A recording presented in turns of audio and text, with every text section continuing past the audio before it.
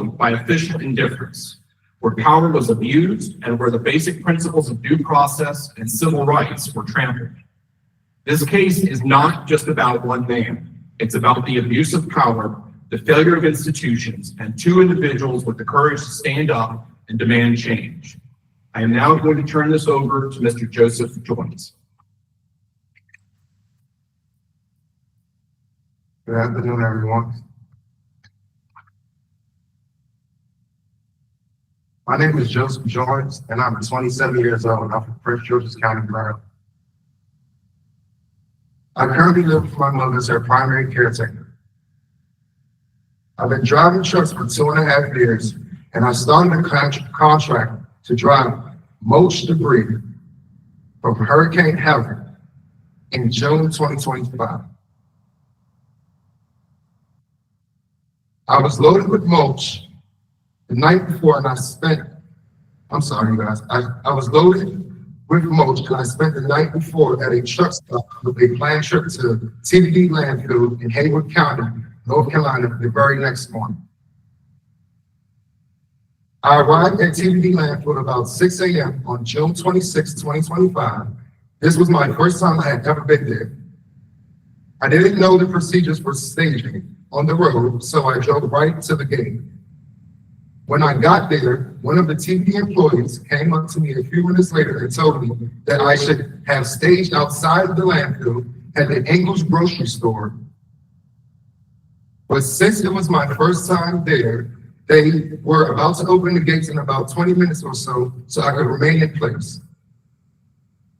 About 10 minutes later, a man I later learned was Andrew Ferguson pulled up in a pickup truck and told me that I was there too early and I would have to go all the way around to the back of the line. I told him that I was told I could remain there until the gates opened, but he angrily told me to move, so I did.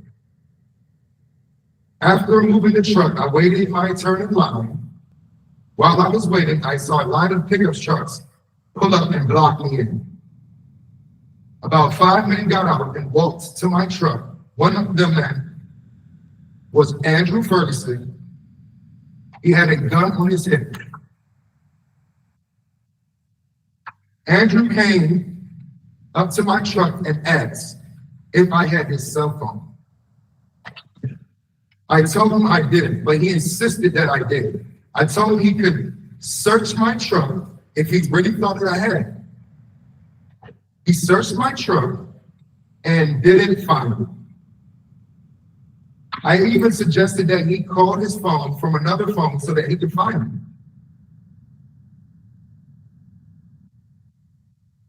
A few minutes later, I moved my truck to the unloading position on the top of the hill.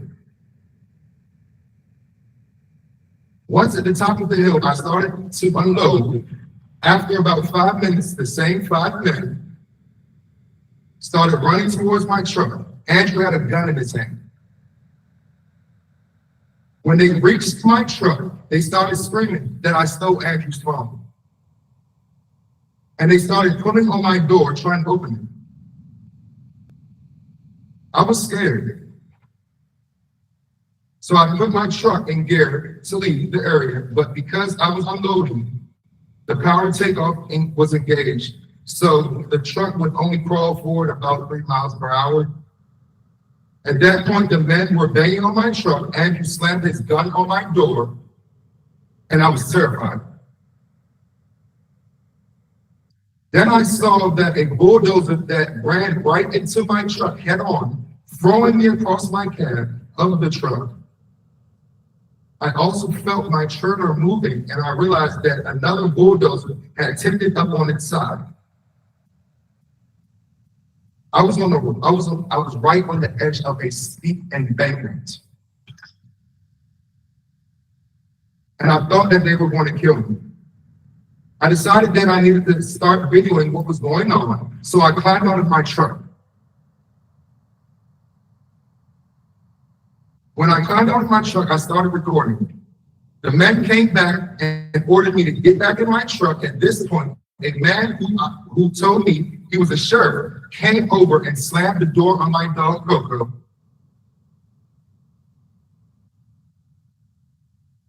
and then told me to stay in my truck or he was going to put me in jail. Other men were doing the same and told me to stay in the truck so that nothing bad would happen. One of the men called me boy. I noticed two other men on the passenger side of the truck, and I thought they were going to enter the truck, so I got out and grabbed my dog and ran across the field to where they were staged other trucks at to try to get away from them. The trucks were with the same company I worked for, and I got into one of them that was operated by my coworker, Angelica. Once I got into Angelica's truck, Andrew came with the same group of men and pointed a gun straight at us.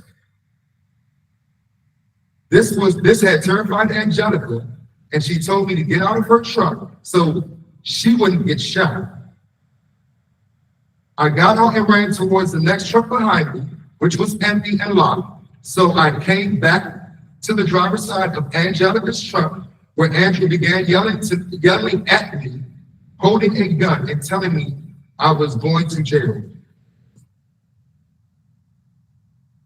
I went and got back in Angelica's truck, waiting for the sheriffs, because she had told me she had called 911.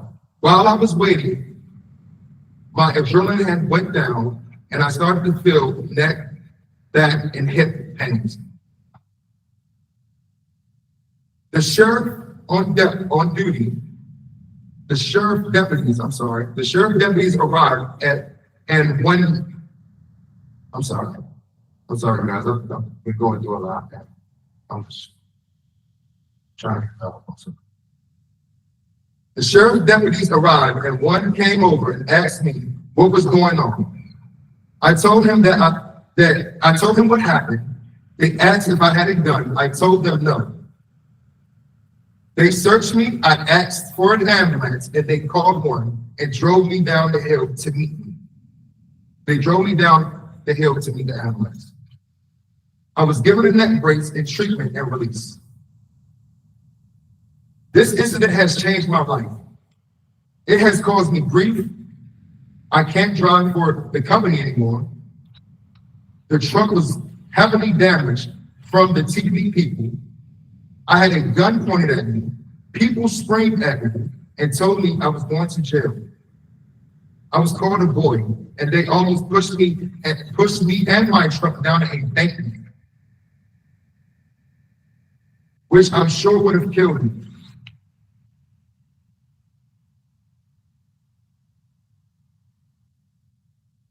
I'm having problems sleeping, experiencing a lot of stress and anxiety.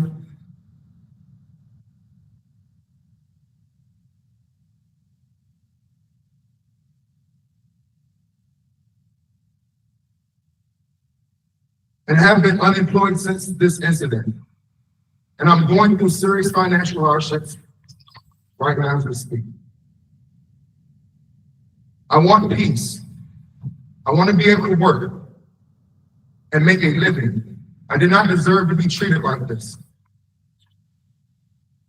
Nobody should be treated like this. I need justice.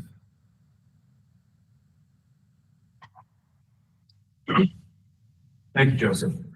Now we're going to hear from Joseph's mother, Miss Audrey Joyce. Hello, everybody. My name is Audrey Joyce, and I'm the mother of Joseph Joyce. No mom likes to get a call early in the morning that says to her, Mom, they're trying to kill me. They're trying to kill me. Call the police for me, Mom. Call the police. And I'm saying, but I know where you are.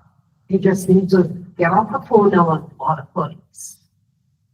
Then I turned to the people. I was on a prayer group, so I said, I need you guys to pray. I don't know what's going on, but please pray. Joseph is my big provider. I'm retired. My eyes are not the way they should be. So he takes care of me. If he doesn't work, then I don't eat. So he's my only son. And I'm telling, it has rocked our family in a bad way.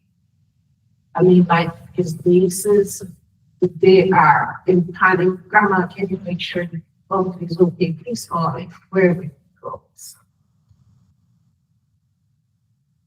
No one wants to feel pain of losing a son. Possibility of losing a son. He's a good kid. He takes care of me, takes care of his family. And this is not good. This is not good. I have to watch him. I watch him with the depression sits in. I watch him when he cannot sleep at night. I don't sleep because I'm so scared. I watch the house. I watch everything. Sometimes I don't eat. I can't eat because of all that's happening. He has statements by his bootstraps and got himself together. And we are very, very pleased and proud of what he's doing with his life. I hope with all my heart that at least we will be able to walk in this country as brothers and sisters. It doesn't matter the color we bleed. It doesn't matter what color you are, or if you bleed the same blood. And I'm proud of my son. He's good. He takes care of the bills. He takes care of his nieces and nephews. I just being there. He will come home when he's off and he will carry them all over the place just to make sure they have a good time. Thank you very much for hearing me out and for understanding that this is a very traumatic time. I don't know if we will recover, but I'm hoping we will recover from it. And this is the shots. Thank you. Thank you, Ms. Jones. Next, we're going to be hearing from Ms. Angelica Hendon.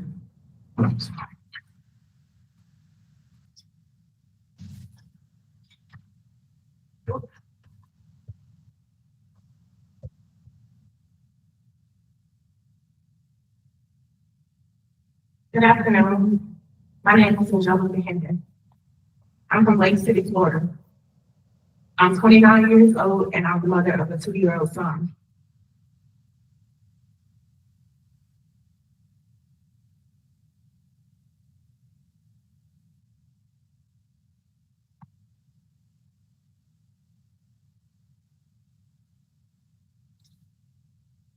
I've been driving trucks for 8 years, and on June 26, 2025,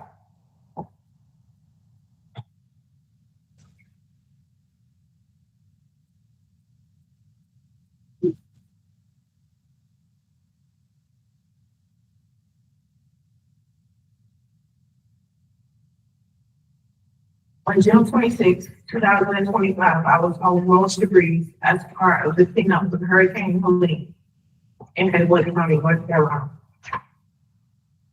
That morning, I arrived at TPD in Hayfield about 6:30 a.m., as I have done on multiple occasions over the past couple months. I was in the waiting line to unload with other trucks, and I was behind my coworker, Joseph Jones. While I was waiting, I saw a disturbance. Something was happening outside of Joseph's truck. I witnessed a group of about 5 men, some of whom I recognized as TPD employees. As I sat there, I saw bulldozers pushing Joseph's truck over. About that time, Joseph came running over to my truck and climbed in, clearly afraid. Within seconds, a TPD employee I know to be Andrew Ferguson came up to my truck and pointed a gun at me while another TPD employee reached in and pulled the keys out of my truck. I was in fear for my life and extremely upset when I ordered Joseph out of my truck so that the CBD employees would leave me alone. Joseph left my truck and was later taken away in an ambulance. I showed up that morning to do my job, to make a living so I could support myself and my son. I did not ask for this. Now I am hearing that CBD is accusing Joseph of hijacking my truck. This never happened. The entire situation is just shocking and has caused me major stress and anxiety. I am having trouble sleeping as I keep replaying these events in my head. Nobody should have to fear for their safety at work, especially when safety is preached as a priority. This isn't about me, it's about accountability, safety, and basic human dignity. Nobody deserves to be treated like Joseph and I were on that day. Thank you. Thank you, Ms. Henson. Next, I'd like to introduce Ms. Millie. Ms. Millie is a community activist from Maryland. She is here in emotional support of the victims of this incident. She would like to share a few words. Good afternoon, everyone. My name is Millie Brown. I have worked with some of the top neuro, cardiac, and trauma surgeons in the world. I've also dedicated 20 years of my life volunteering. When I worked in trauma and surgery, unfortunately, I heard the mothers cry. I saw the mother's pain.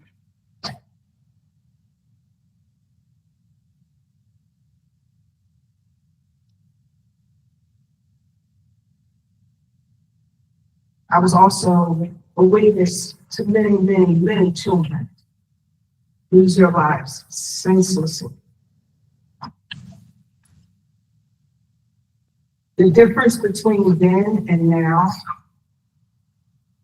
is that we have Joseph and we have Angelica here. And I want to thank God for that, because they didn't have to be.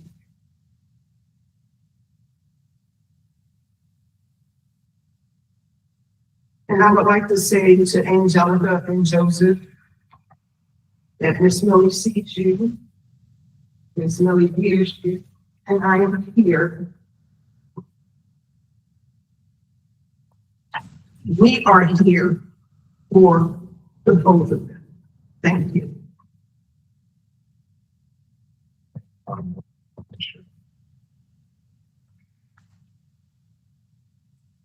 Thank you. Yes. Good afternoon, ladies and gentlemen. My name is Carl Roth. I'm an attorney with the law firm of Maths and Associates.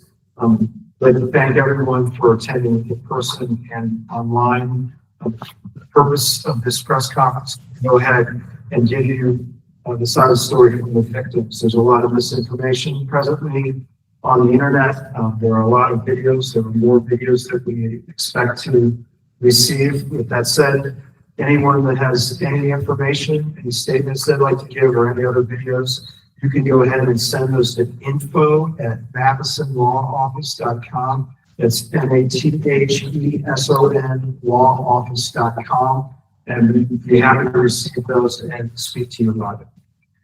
Part of the process here is to prepare the civil rights lawsuit we intend to file in federal court, and I'll be working on that and expect to have that on file in the coming weeks. Our claims are pursuant to 42 U.S.C. section 1983. Our claims arise for violation of the 14th Amendment rights of Mr. Jones and Ms. Hendon.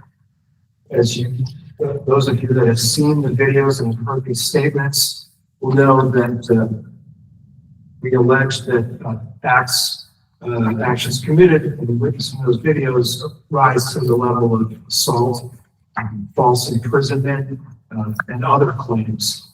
So we intend to bring those claims against defendants that we allege are responsible for those. Those defendants are individual employees of TBD Landfill, company itself, which is a private landfill, not associated with any municipality. And I want to reiterate that Mr. Matheson talked about that. This has nothing to do with the town of Clyde, North Carolina. This is a privately owned landfill. The other defendants would be the Haywood County Sheriff's Department, as well as personnel from the Sheriff's Department, as Mr. Matheson and Angelica and Joseph had discussed. One of the individuals present during these events identified himself as a Haywood County Sheriff's Deputy. He can be seen on the video for those of you that have seen it, threatening Mr. Jones with arrest. And he was present during the majority of these actions, including the time that the bulldozers were engaged, which pushed Mr. Jones' truck to the edge of an embankment, a steep drop that surely, if his truck would have tumbled over the side, it would have resulted in the end of his life.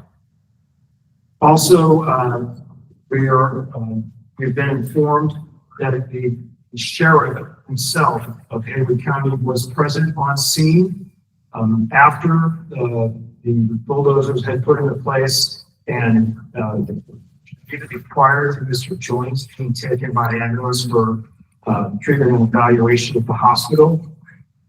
We understand that he left the scene, no charges were brought, and our claims against the Sheriff's Department and the sheriff and the individual sheriff's deputy arise not only out of the assault, false imprisonment, and other claims, but the failure to go ahead and supervise and train. Once that individual identified himself as a Haywood County Sheriff's Deputy, we believe that he had an obligation to go ahead and put an end to this situation before it escalated out of control. And it was out of control to the point where it's amazing that Mr. Jones is standing here with us today, because I believe that you can see the rage in the eyes of the people on that video, that he was seconds away from being shot. So as I had said, that complaint shall be prepared and filed in federal district court within the coming weeks, and that will be a matter of public record. We will be issuing additional press releases and providing additional information as the investigation continues, because we're in the early phases of this investigation right now. We welcome additional information. If you have it, please contact us at that address or the email address info@madisonlawoffice.com. And we look forward to going ahead and seeking justice and getting justice for Mr. Jones and this defendant. Thank you very much. And thank you all for coming out today. We will not be taking any questions at this time. If you would like to forward any questions directly to our office, again, info@madisonlawoffice.com. Thank you.